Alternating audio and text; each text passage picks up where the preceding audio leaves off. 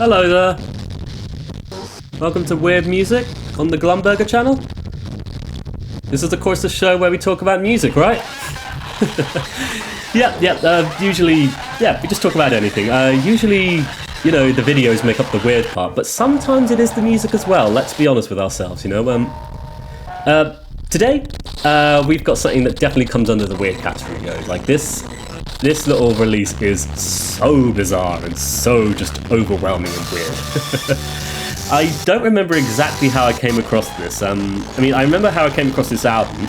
It was through checking out the record label Tribe's tapes, and this was one where the artwork drew me in and made me want to listen to what was on there. How I found the label, though, I have no idea. Anyway, today I'm going to present to you this very short yet incredibly overwhelming noise collage. I present He's a Survivor by Greathumour.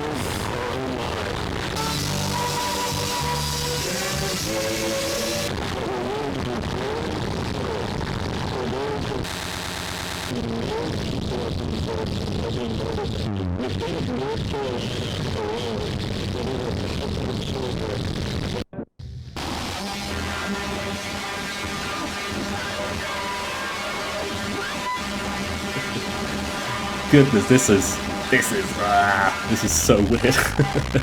Let's of course ask ourselves, who is Greathumour?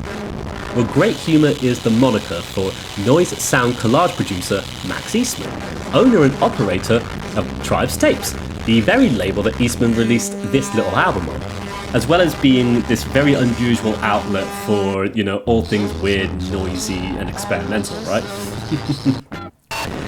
This project, though, Greathumour, it's one of many that Eastman has been involved with, and it generally sees him indulging in these very caustic-sounding noise collages, basically. And there's been a whole bunch of little album releases on this particular moniker, with He's a Survivor being this little oddity in the middle of these strings of releases. You know, just this short EP length of 2 8-minute-long tracks, essentially. I'd say, though, like, you know, it's actually a very good introduction to the world of Greathumour and his caustic noise, so we're going to dive into his 2 tracks then, right?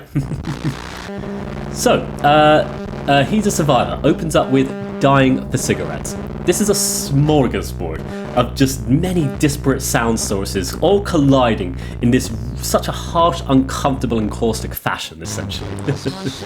So amongst this thing, you're going to get droning faulty electronics, peculiar loops of tape manipulated by the pressing of the various buttons on the very cassette recorder itself, the interference from machinery, just howling feedback, and the absurd sound you get from just pressing a microphone right up against your mouth and just, you know, letting it peak to the point of illegibility, right? And yet, in amongst all this, there's still more going on. Like, amongst all of these crazy sound sources, you also just get the sudden appearances of really tiny fragments of song excerpts. And it just combines itself into this all-around noise experience. It's all so overwhelming and over the top, and it just constantly bombards you with more and more with each and every second that this thing progresses, essentially. But what is phenomenal about this thing, like genuinely phenomenal for me at least, is just the pacing of all these intrusive sounds just never lets up for a single second. Like, it just keeps piling on more and more on top of the already murky, uncomfortable sounds that have been so prevalent on this recording so far. It is without a doubt a genuinely overwhelming listening experience, you know, as you just get this constant flickering of new sounds to the humming of electronic drones and legible speeches to sudden bursts of actual sounds that just result in this noise collage that's completely intangible. And there's something oddly funny about that. On some weird level, you know, like when you're listening to this, like you're bombarded with so much, and every now and then you'll just get this sudden sound source that you weren't expecting, essentially. And, you know, maybe that's where the humour is. Maybe that's why it's called Greathumour. Who knows? But genuinely, there is actually something really amusing about it all, you know. And so much of it seems punctuated by just this horrible caustic electronic drone that sounds like faulty machinery rumbling away before it's suddenly interjected by the brief section of a song that is just so out of place in this particular context. It's so intangible for the most part, which I would say is the point of this very album, these very tracks that we're listening to. It's meant to be intangible, it's meant to be just unlistenable and overwhelming. We'll get into it a bit later though as well. Just quickly, let's talk about the other side of the cassette then, shall we? We get track 2, Bastardization Index. This one immediately opens up with just speech that is arguably more legible than anything we've heard before. But don't be fooled even for a second though. It immediately just leads the way into that horrible caustic noise once again, where you're just bombarded with so many loud sound sources. Howling feedback, the sound of a national anthem maybe, the cassettes being manipulated with the very buttons once again. It all just goes from section to section with such wild abandon, with no real adherence to any semblance of structure or form, even within the context of noise collage, I would say. It's just a true collage in the sense of the word, that it's like gliding your eyes over the image, or in this case your ears over the song, over the whole thing itself, and you're just getting an overload of these disparate sources, but you can kind of see the little details if you focus in on them. But you're still overwhelmed by it all, if that makes sense. What's interesting, to quickly go back to this track though, what's interesting about this one is how this particular track seems to indulge a little bit more in the drone, albeit one that is incredibly loud, caustic, and full of this squelching dissonant feedback of electronics.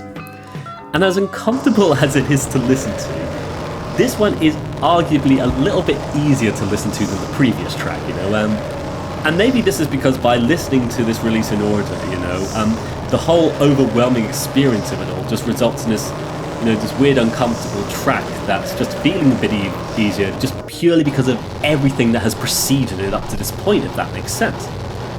It's all just this massively unholy racket though, and it just continues to pulverize right up to the very final seconds of the track itself. What I find interesting about this particular album, there's been so much thrown our way from these recordings that eventually, especially for a brain that functions like mine, I would say, it just becomes incredibly difficult to properly listen to.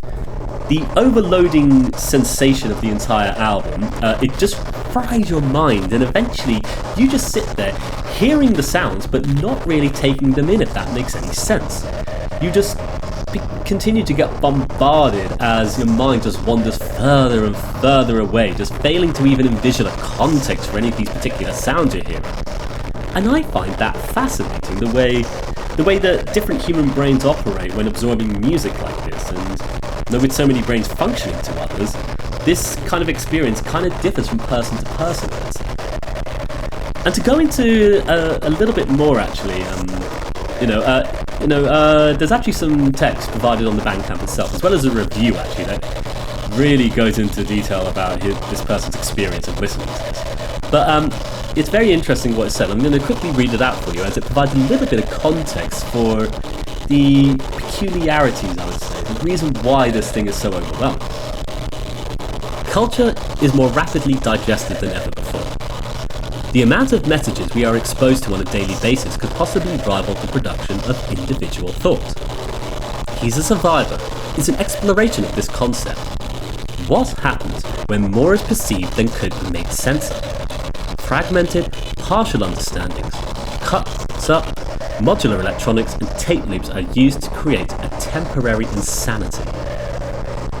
And so like most of these sort of little releases we're covering sometimes, like this, I really like this particular text, as it provides just so much of an explanation for why this thing is the way it is.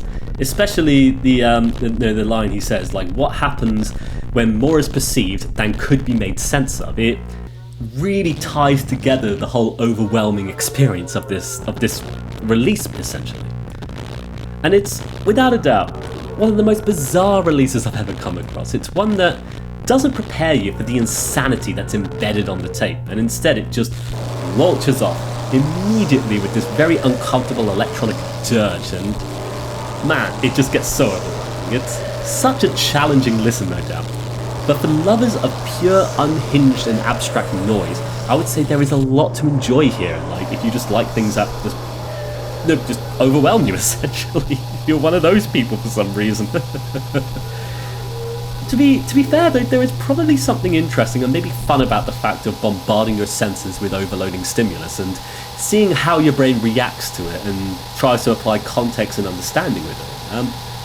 It's perhaps impossible to do so, and for myself, my brain only manages to attach any semblance of understanding to the briefest of moments that appear from time to time on any of the other recordings here. For the rest of it, it's all just this massive headache-inducing overload that makes no sense to me. And perhaps that is the very point of what's going on here.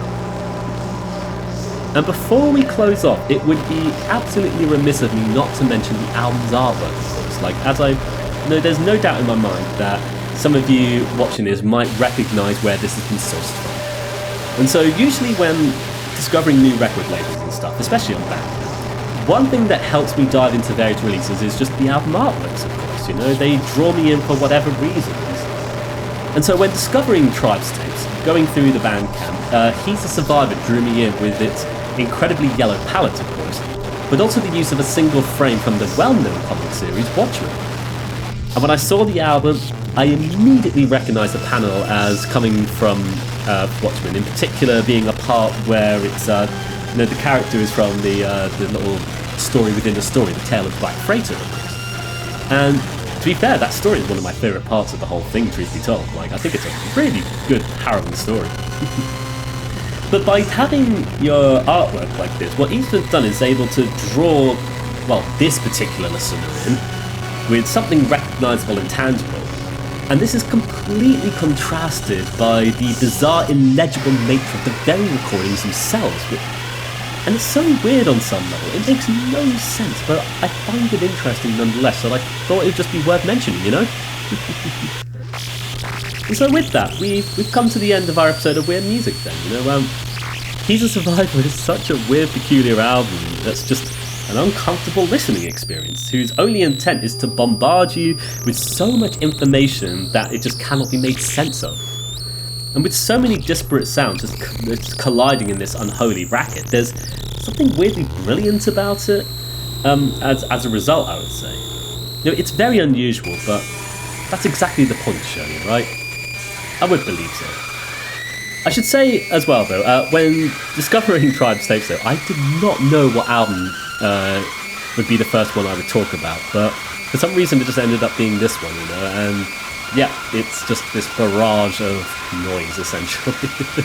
But I thought it was interesting. I thought it'd be of interest to some of you out there, so if you like all things crazy and noisy, go check out, Tribe's tapes, go check out Greathumour, just go find the weirdness in there. In any case, I would like to thank you for watching today's episode of Weird Music. I wish you all the best, take care, and bye-bye for now, of course. Bye-bye!